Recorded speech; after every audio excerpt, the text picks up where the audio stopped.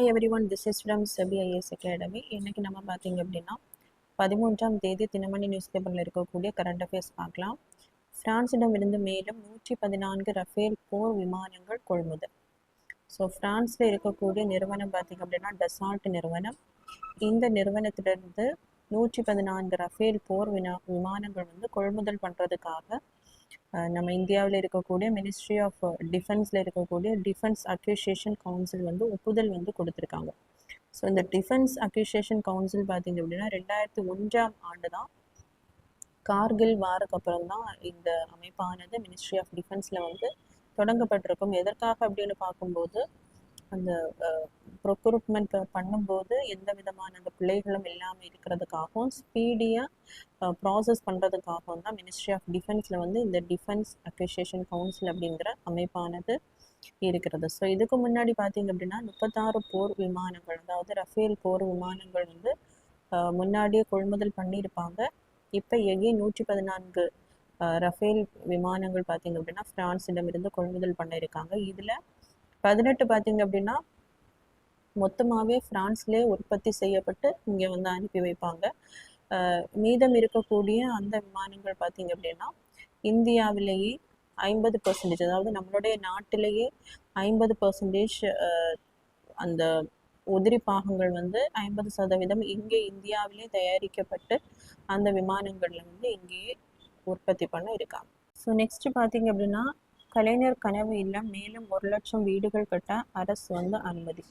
So 2024-25 பட்ஜெட்டில் பார்த்தீங்க அப்படின்னா நம்மளுடைய தமிழக அரசு ஒரு திட்டம் வந்து செயல்படுத்த போத அறிவிப்பு வந்து வெளியிட்டிருப்பாங்க. என்னன்னு பார்க்கும்போது கலைஞருடைய அந்த கனவு திட்டம். இது வந்து 2030க்குள்ள தமிழகத்தை வந்து ஒரு குடிசை இல்லா தமிழகமாக உருவாக்கக்கூடிய ஒரு திட்டம். அதாவது கிராமத்தில் இருக்கக்கூடிய அந்த மக்களுக்கு குடிசை மற்றும் அதே மாதிரி அந்த ஓட்டு வீடுகளில் வாழக்கூடிய அந்த மக்களுக்கு நிரந்தரமாக அந்த காங்கிரீட் வீடுகள் கொடுக்கக்கூடிய திட்டம்.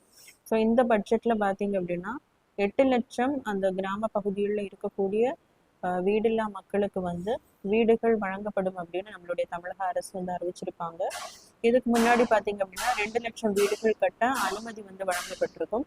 இப்போ மறுபடியும் பார்த்தீங்க அப்படின்னா 1 லட்சம் வீடுகள் கட்ட அனுமதி வந்து கொடுத்துருக்காங்க.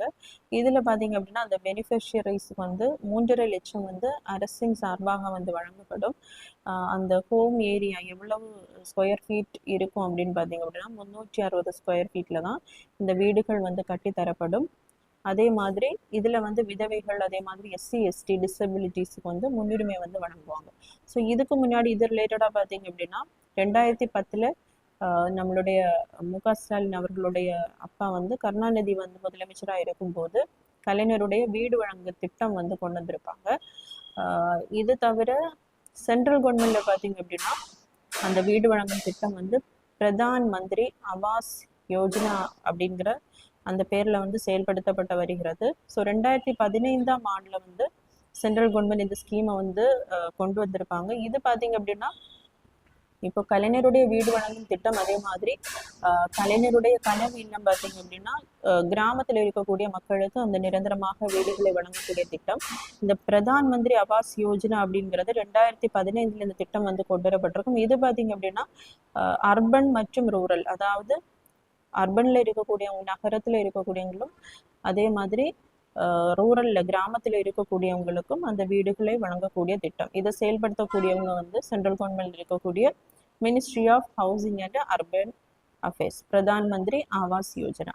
நெக்ஸ்ட் பார்த்தீங்க அப்படின்னா எகிப்து பிரமிடுகளில் 2000 ஆண்டுகள் பழமையான தமிழ் பிராமி கல்வெட்டுகள். ஸோ இந்த டாபிக் பார்த்தீங்கன்னா group 1 mind syllabus paper 3 Tamil சொசைட்டியில் வந்து கவர் ஆகும். ஸோ 2000 ஆண்டுகளுக்கு முன்பு பார்த்தீங்க அப்படின்னா கிமு 3ஆம் நூற்றாண்டிலிருந்து கிபி 3ஆம் நூற்றாண்டு வரைக்கும் நம்மளுடைய அந்த தமிழக பகுதிகள் பார்த்தீங்க அப்படின்னா சேரர், சோழர், பாண்டியர்களால் ஆளப்பட்டிருக்கும். ஸோ இந்த டைமில் பார்த்தீங்க அப்படின்னா ஏறக்குறைய அந்த 1ஆம் நூற்றாண்டிற்கு, அதாவது BC 1ஆம் BCயில் பார்த்தீங்க அப்படின்னா நமக்கு வெஸ்ட் சைடில் கிரேக்கர்கள் அதுக்கு முன்னாடி பார்த்தீங்க அப்படின்னா ஆதிக்கம் செலுத்தி இருப்பாங்க.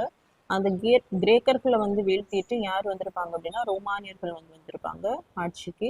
ஸோ இந்த ரோமானியர்கள் என்ன பண்ணியிருப்பாங்க அப்படின்னா எகிப்தை வந்து கைப்பற்றி அதனுடைய அந்த அங்கே இருக்கக்கூடிய செல்வங்களை எல்லாம் என்ன பண்ணியிருப்பாங்கன்னா ஆக்குபை பண்ணியிருப்பாங்க. அதன் பின் பார்த்தீங்க அப்படின்னா இந்த ரோமானியர்கள் வந்து அதிக அளவில் செல்வம் அவங்க கிட்ட இருக்கிறதுனால அகஸ்டஸ் அப்படிங்கிறது தான் முதலாக அந்த ரோமானியரின் ஆட்சிக்கு வந்திருப்பாரு.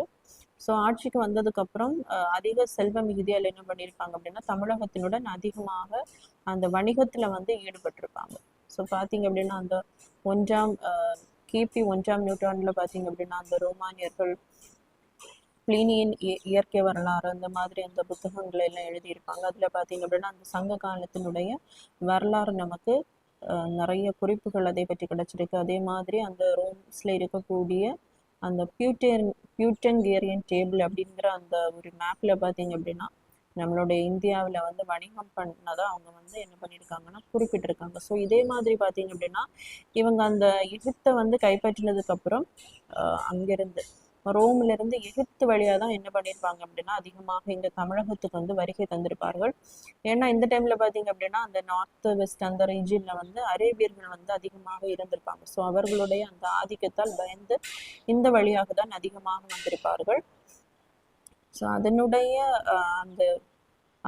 அந்த விளைவாக தான் பார்த்தீங்க அப்படின்னா அந்த தமிழ் பிரம்மி கல்வெட்டுகள் வந்து நமக்கு எகிப்தில் வந்து கிடைக்கப்பட்டிருக்கு. இதில் பார்த்தீங்க அப்படின்னா அந்த கல்வெட்டுகள் வந்து 5 வெவ்வேறு கல்வெட்டுகளில் சிகை கொற்றான் அப்படிங்கிற அந்த பேர் வந்து 8 முறை வந்து இடம்பெற்றிருக்கு. ஸோ இதன் மூலம் வந்து எப்படி அறியலாம் அப்படின்னா அந்த சங்க காலத்திலேயே நம்மளுடைய தமிழர்கள் வந்து கடல் கடந்து அவ்வளவு தூரம் வந்து ரோம் வரைக்கும் போய் என்ன பண்ணியிருக்காங்க வணிகம் பண்ணியிருக்காங்க. ஸோ அவர்களுடைய அந்த வணிகம் சிறப்பாக இருந்ததால் நம்ம இங்கே இருக்கக்கூடிய அந்த பொருட்களும் சிறப்பாக இருந்ததுனால தான் ரோமானியர்கள் என்ன பண்ணியிருக்காங்க இங்கே வரைக்கும் வந்து தமிழகத்துடன் வணிகம் வந்து பண்ணியிருக்காங்க அப்படிங்கிறத நம்மளால அறிய முடிகிறது.